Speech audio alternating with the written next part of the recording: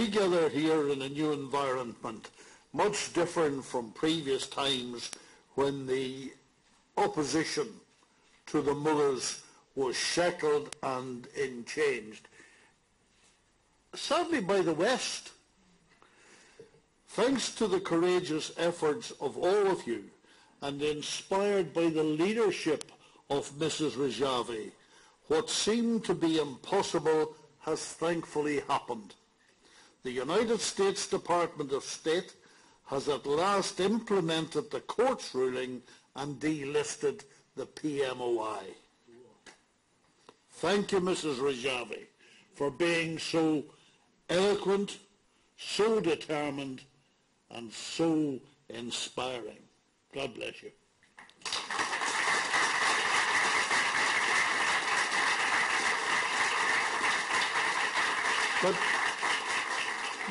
But today I'm particularly pleased to be and want to thank the Parliament of Estonia for taking the initiative to host Mrs. Rajavi, and in so doing to recognise that Iran has a legitimate, democratic and organised opposition movement.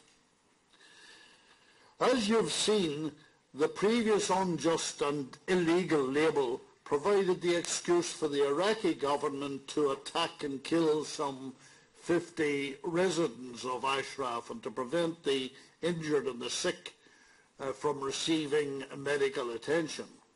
It gave the Iraqis the excuse to create a prison-like, no, I correct myself, a concentration camp, no like about it, a concentration camp in Camp Liberty.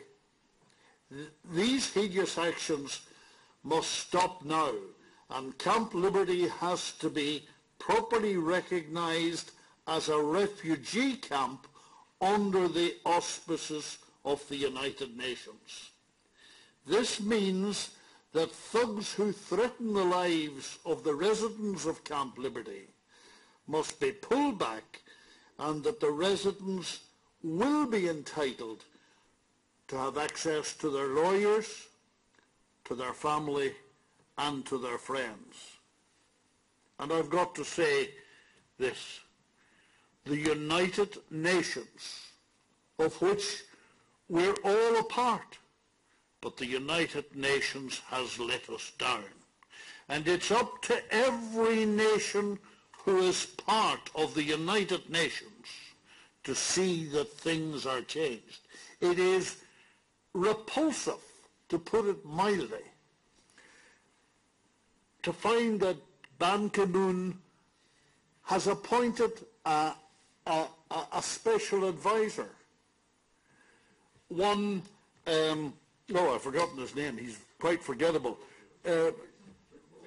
Yes, Martin Kobler, who sees his position not as looking after the interests of those from Camp Ashraf who are now in liberty, but who sees his role as painting a picture that suits Nouri al-Maliki while he is totally under the influence of the Iranian mullahs.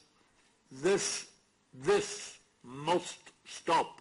The United Nations must be the United Nations, united to do what it was intended to do. This is the message that must go out from here today.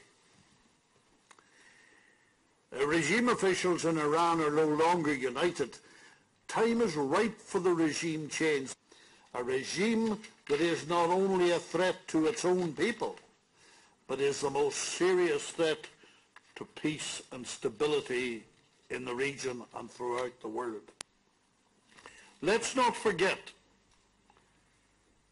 what Khomeini and Ahmadinejad and the mullahs stand for. Let's not forget their crimes.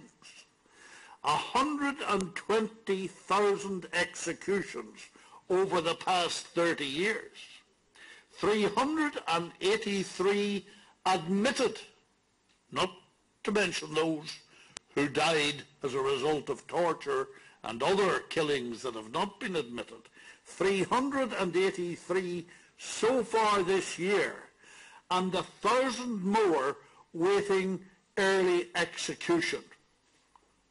We, ladies and gentlemen, have got to do something to stop that happening.